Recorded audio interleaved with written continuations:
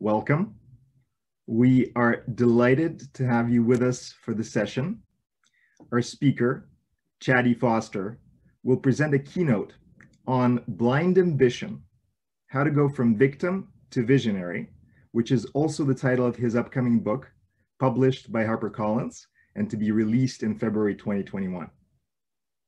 Then Chad and I will have a discussion on some of topics of interest. HarperCollins generously gave us the ability for you folks to text Chad, C-H-A-D, to 474747 for a link to access the prologue and the first chapter of Blind Ambition. You can also look up Chad and Blind Ambition at blindambitionbook.com. Folks, Chad and I met on campus at a pivotal period for him when Chad was undergoing a transformation to understand his true purpose, to have greater impact on the world.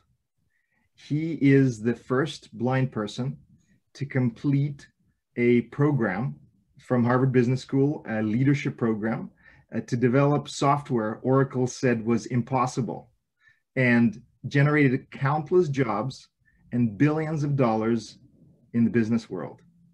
He has spoken internationally to leaders from organizations that include Bank of America, Google, GE, and Microsoft.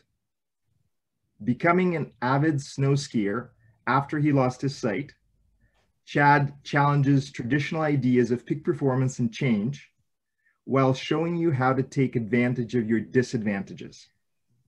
His tough-minded, matter-of-fact attitude has helped him develop what he calls blind ambition.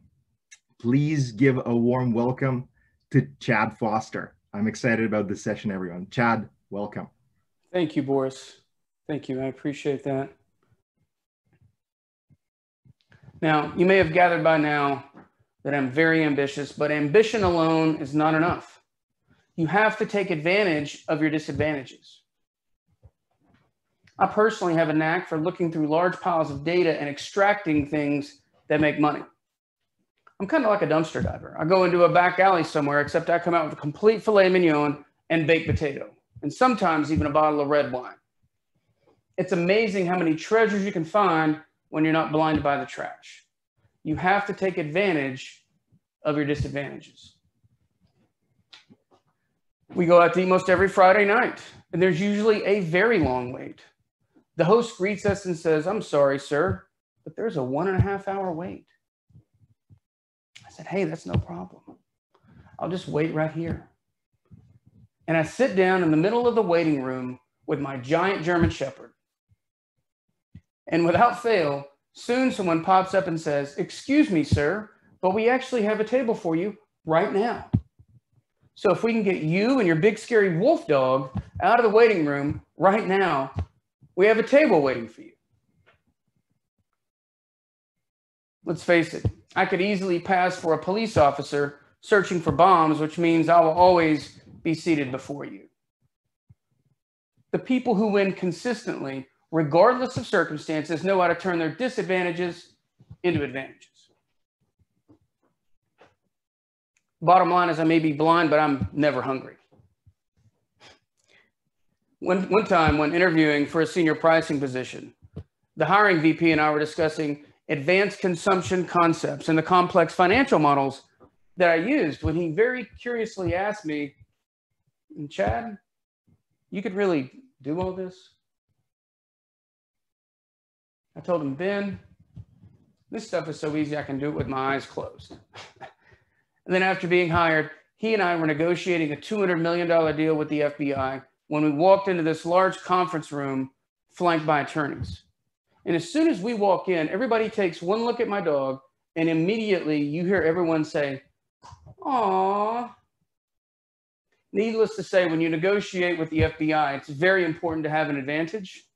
I recommend using a disarming four-legged friend. But it's interesting how some people think. I remember one time I was at the mall when a lady asked me if I was training the dog. And I said, "No, dog's trained. He's a service dog." And she said, "Well, what's the service? And I sat there for a minute and said, well, I'm blind. He guides me. She takes a long pause and looks back at me and says, yeah, but you don't look blind. And this time I couldn't resist. So I said, oh, thank you. And you don't look stupid. I'm still trying to have compassion for those who let their eyesight impair their judgment. Another time a guy comes up and says, hey, is that one of those blind dogs? I said, oh God, I hope not. If we are both blind, I am screwed. I'm all in though. I went to a professional football game one time and had way too much to drink. And after the game, I thought it would be fun to ride a mechanical bull. Rather ambitious. To be honest with you, I could not even tell when the bull began to spin because I was already spinning when I got on the bull. I ended up crashing through a table and beer went everywhere. And that's when I learned that being blind drunk and being a drunk blind guy are not at all the same thing. I also enjoy downhill skiing. And there are a lot of people who are absolutely terrified when they look downhill from 13,000 feet. But it doesn't faze me. I just don't see what the big deal is all about. And believe it or not, I like to do a little yard work. I like to mow the lawn and do a little trimming. And I like yard work a lot because I'm ambitious, but it clearly makes my neighbors uncomfortable. Ambition is important, but you have to tell yourself the right stories while taking advantage of your disadvantages. But if you're willing to accept less than your definition of success, then these are worthless. In order to achieve our goals, we must refuse to be denied. Are you willing to accept less than your goal? If you are, then you should expect failure. Those who are successful in life refuse to be denied. They demand greatness from themselves and from those around them. I refuse to live my life according to other people's expectations of what they think I can do. I refuse to live my life in fear. I refuse to let my lack of eyesight limit my vision.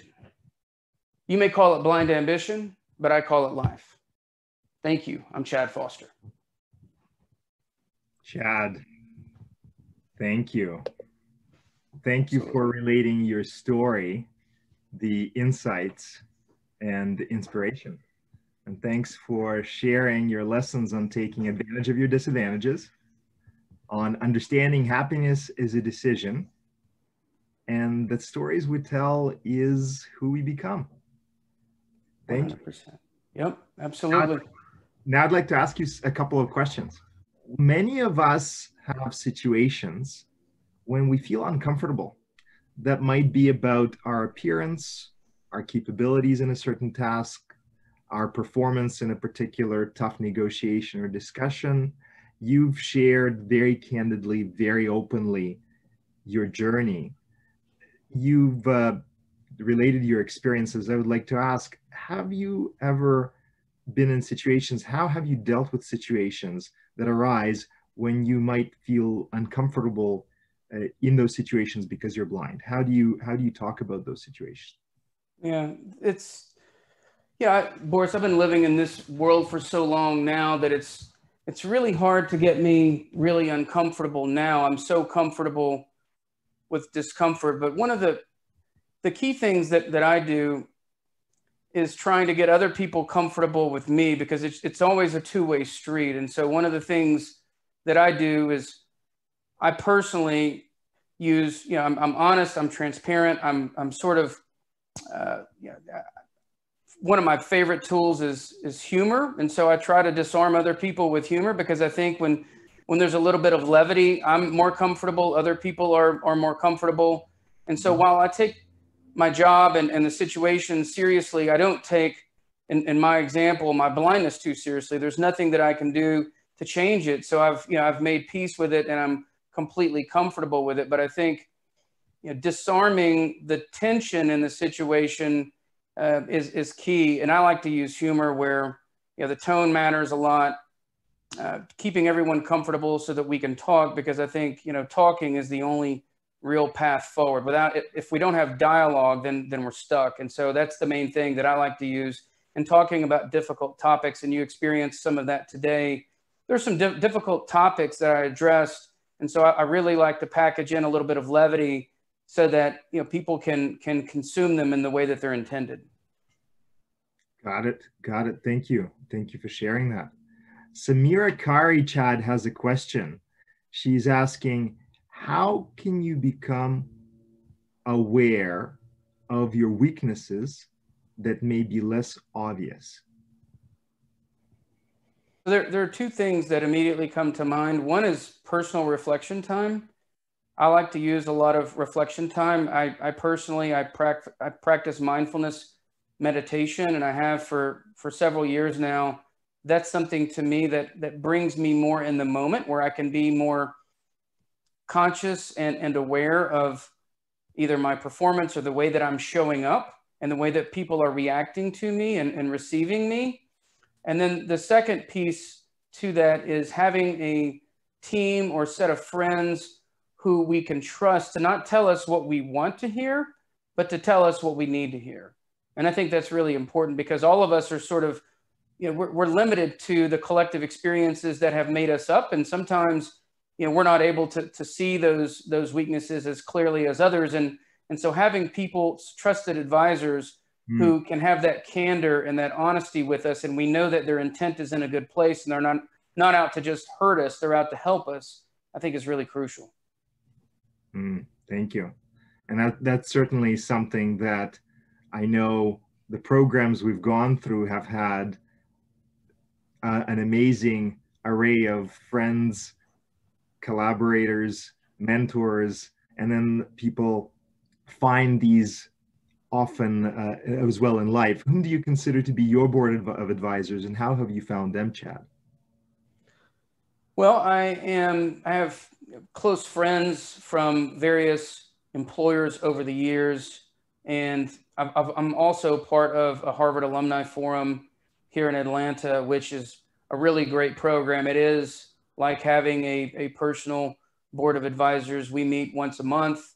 During COVID, we actually started meeting a couple of times a month virtually. And so we're still kind of feeling out what's the right cadence for that, and length, and face-to-face versus virtual. But I think Harvard Alumni Forum is a great program for that. And then beyond that, there are a few people, either mentors or people that were peers to me, or even people who were on my team that I had a lot of respect for over the years, collecting those trusted colleagues that I would actually consider to be friends, and getting input from them, I think those are the main sources for me personally.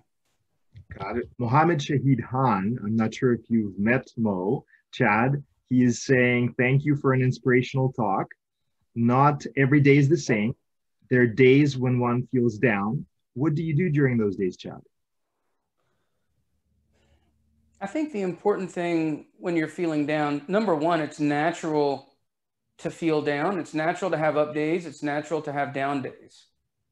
I think the most important thing, and this is something that mindfulness has taught me over the years, is that feelings will come and go. You know, it's like the waves in an ocean. Sometimes they'll wax and sometimes they'll wane. And it's important to let the emotions go just as effortlessly as they arrived. And so it's really important, from my point of view, to not ruminate on things, especially things that are out of my control. So I choose to just let whatever emotion it is for the day, let it come and let it run its course, but let it move along just as easily as it arrived. And, you know, beyond that, I think there are things that I can do. I know I put a lot of thought into my best self. And so Chad's best self, I know the formula to put me in the best mind state. I know that it starts with getting to bed at a decent time. It's part of, you know, getting up early and getting my workout in first thing in the morning, getting my mindfulness in first thing in the morning. And I've figured out throughout the course of my life that if there are just certain building blocks that I can have in my day, whatever happens really kind of falls to the wayside for me. I have this more unshakable foundation that for me consists of my morning routine. And so I can work, you know, a lot of hours and it doesn't really faze me. I can have things happen that aren't so positive. And so I think for all of us, it's important to realize what's that formula for each of us. Our best days, the days that we feel the best about ourselves and about our life and our world and our place in it. What did we do that day? What are the things that made us feel that way?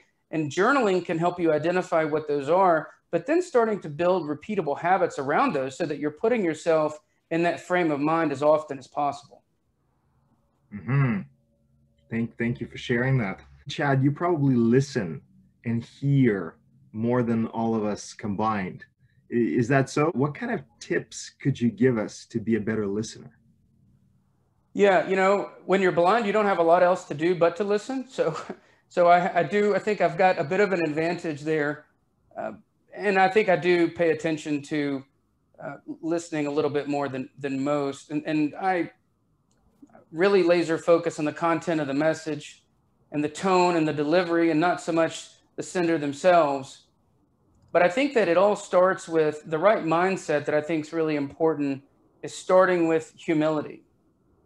Because I believe, my inner belief system is that people are 99.99% alike. And the small differences between us are due to the collective experiences in our lives. And so I approach conversations with a genuinely open and curious mind, where I'm trying to understand and learn so that I can build empathy as opposed to sending messages.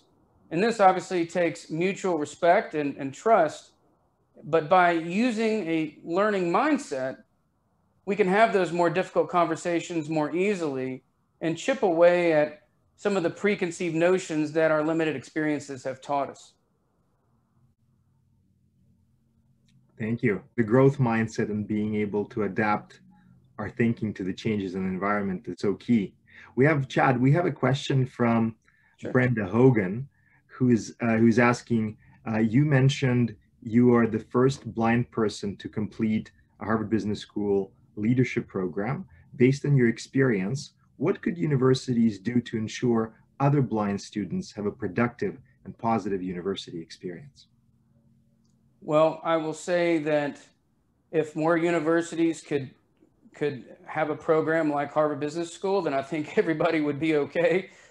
Frankly, I was blown away when I attended HBS compared to what I had experienced previously. And this was obviously several years ago. My previous university experience, my undergrad, you know, the amount of service and the amount of thought and intention that went into it was very impressive. And so I think having the understanding of the technologies that are available and things that can be done to make those technologies more consumable is crucial. Understanding what is going to be taught and on what days it's going to be taught, so that, you know, content does not lag the teaching sessions. And so everything is done and prepared in advance so that when I'm in class, I'm able to participate in the active discussion that we all know is part of attending HBS in those formats.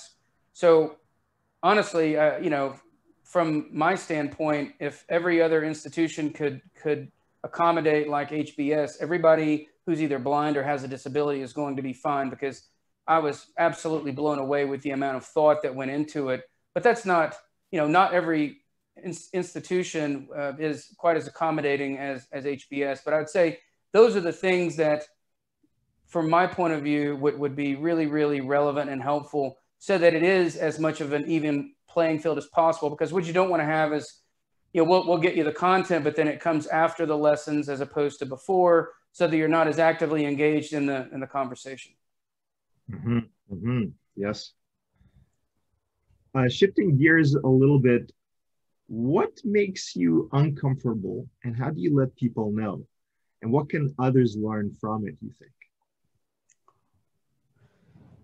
Well, you know, it's hard for me to get uncomfortable, but I think I've shifted over the years, being so used to being uncomfortable, that I use a lot of questions. And so rather than talking when I feel uncomfortable, I'd rather have the other person talk, so that I can use a series of questions to unpack the intent behind the person's words, so that I can separate impact from intent. And so I'll use a series of questions to try and figure out what it is that they're meaning and what it is that they're trying to get at. And so I'll use a lot of what and how oriented questions so that I can understand where they're coming from, as opposed to why questions. Why questions that start with why typically make people very defensive and on edge. And so I found that those are not usually very helpful for disarming a situation where there's discomfort, but questions that can help me learn, again, using that learning mindset and that curiosity, using the right type of questions so that I can understand what were they trying to accomplish. Let me separate the way that I received it from the way that they intended it so that I can get more comfortable with where they were intending to go. Got it. Chad, you've been so open and transparent about your story. What was the hardest part for you about going blind? I think the hardest part, gosh, I think it was just accepting it. You know, it was one of those things that not being able to bridge the divide between what I wanted to be, what I thought, you know, what my hopes and dreams and expectations were, and what my reality was. And, you know, at first I was ashamed of it, right? And it wasn't my fault. It wasn't anyone's fault. It was just something that happened to me. Certainly it wasn't what I had aspired to. And so I tried to hide it. And until I could no longer hide it, meaning as I was losing my eyesight, I was trying to hide it. I didn't really embrace it until I couldn't hide it anymore. And that actually, you know, that going totally blind gave me a gift, because after going blind, I needed a 100-pound German Shepherd guide dog to lead me around everywhere.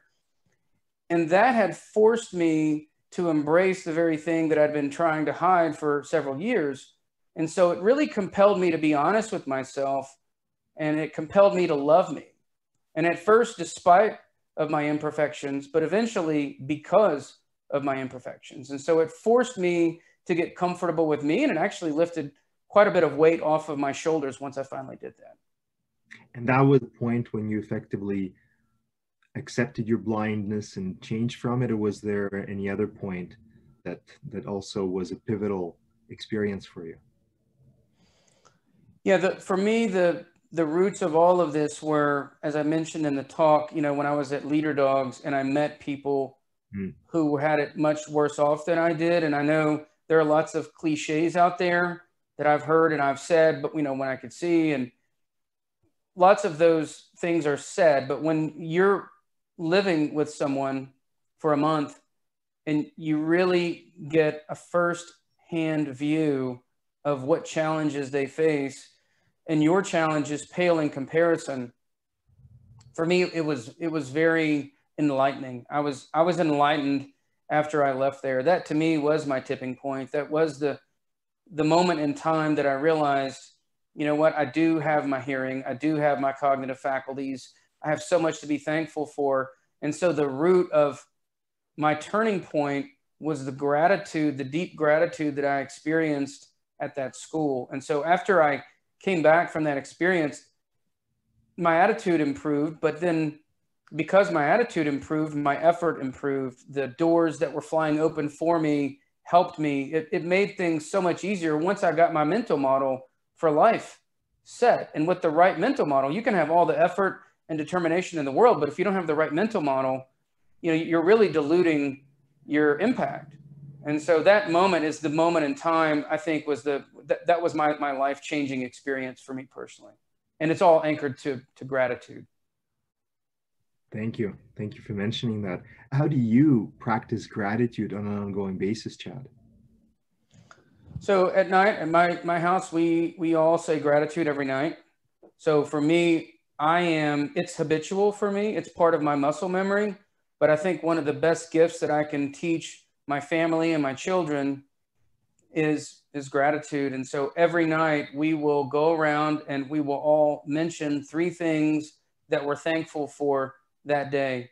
It has to be something that's already happened. It can't be in the future. It has to be concrete, specific. It has to be we encourage something different every night so that people are forced to bring conscious attention to the things that they can be thankful for. And the idea is with repeated exercise, they too can develop the muscle memory, the mental memory, so that those moments of gratitude happen more organically throughout the day, and they can subconsciously move their mindset to one of gratitude, and their happiness will just come along with it naturally.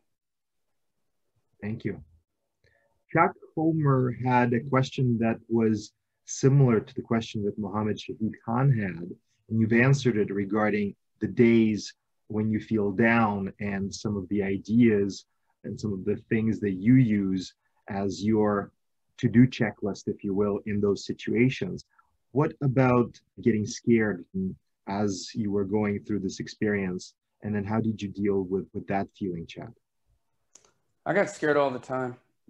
It was all very scary. I'm not going to sit here and pretend to any of you that it wasn't scary. You know, when I first graduated college, I had to move to Atlanta and learn the bus and train system without being able to see. I didn't have a support system. I had a job with, at the time, was Accenture Anderson Consulting. So I had to learn the airports and our downtown buildings and how to get things that most people, you know, may take for granted, like just getting to the office or doing your grocery shopping or going to another city to have a business meeting. I had just gone blind 2 years earlier and gotten my first guide dog. And here I was trying to figure all these things out on the fly. And it was terrifying. But I came to the realization that I had to determine which fear I could live with and the fear that I could not. Which fear would I allow to drive me? And I came to the realization that I was less scared of failing than I was of not knowing what was possible. I could live with falling short of my boldest dreams, but I could not live with myself not having the courage to chase them. Understood. And it's like you said, no player has control over the hand he is dealt, but has full control over how it is played, right? That's it. And at the end of our lives, right, if we're fortunate to live a long, healthy life, none of us, you know, it's not going to be very long, right? The amount of time that we have here to make a difference is limited. And I say that not as in a morbid way, but as a gentle reminder that our window of opportunity to do something is limited. And so for me, it was, you know, there were lots of people who had supported me along the way, who helped me get to the point that I was when I was graduating college and taking on all these new adventures. And I, you know, did I want to let them down? And did I want to let myself down? And, you know, I just decided that I would much rather know that I reached my full potential than to wonder over the next 20, 30 years, did I maximize my potential or not? Was I too scared to see if I could fully maximize my potential? Got it. Is an issue or question of time management ever at the center of it? How do you deal with your time management? Not as well as I would like. I'm the kind of person, I think like most of us probably on this call, type A people, I think I have a problem with turning off, probably more so than anything. So when I was writing the book, I actually was talking with the editor.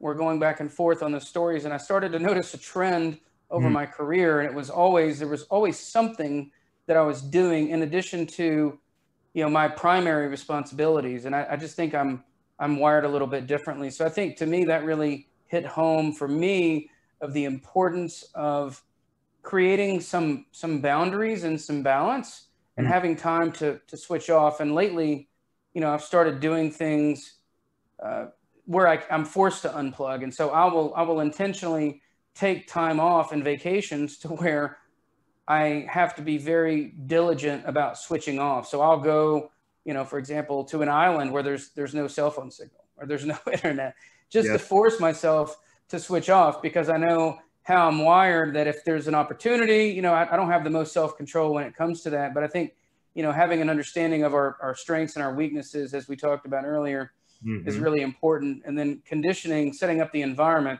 so that you're in your best state. And I know that for me, it's taking, you know, a meaningful amount of time, you know, 7-10 days at a time to actually recharge does me a lot of good. Got it. Helpful insights. And then you mentioned about working on your book. What prompted you to write Blind Ambition?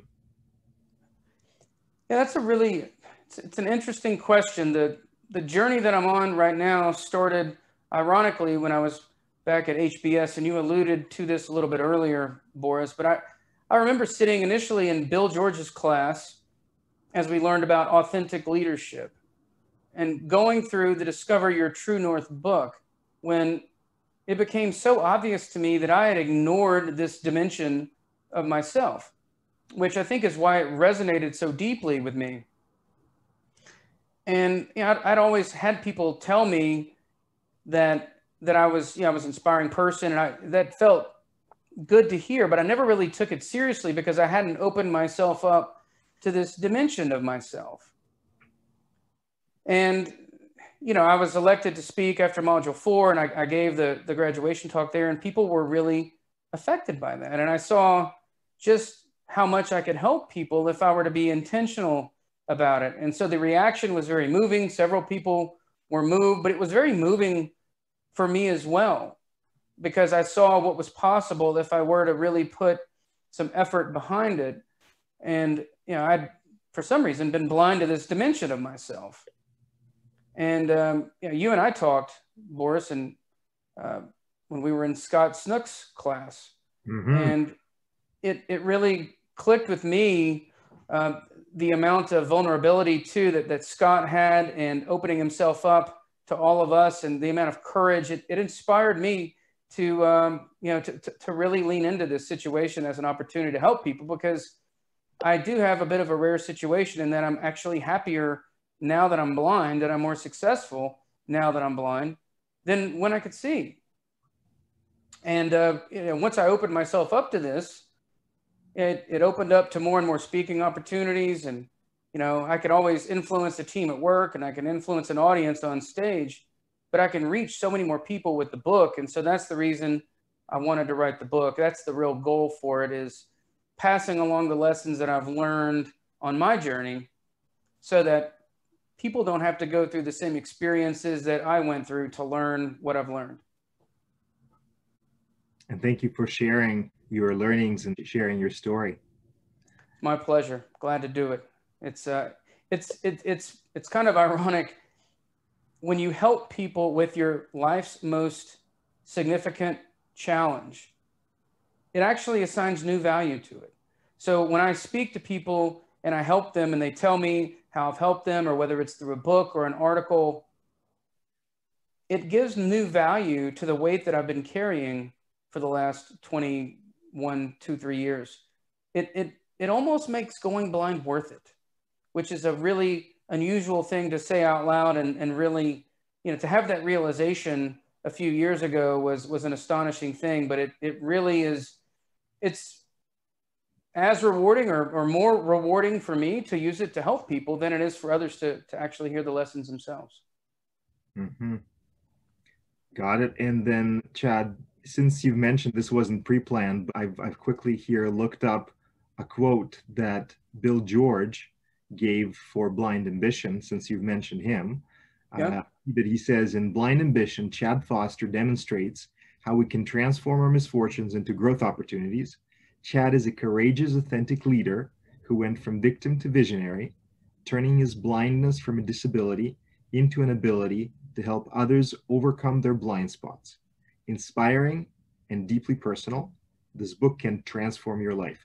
Bill George, Senior Fellow at Harvard Business School, former Chair and CEO of Medtronic, author of Discover Your True North, which is a wonderful endorsement by Bill George.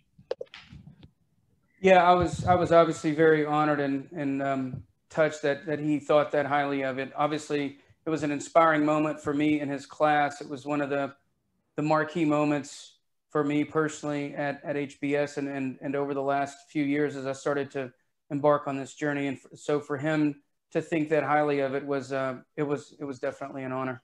Awesome. Chad, thank you very much for spending time with us. Thanks again for this conversation. Everybody, thanks for joining and have an awesome rest of your afternoon. The book is called Blind Ambition. It's coming out in February of 2021. Thanks, everyone, and have a great rest of the day.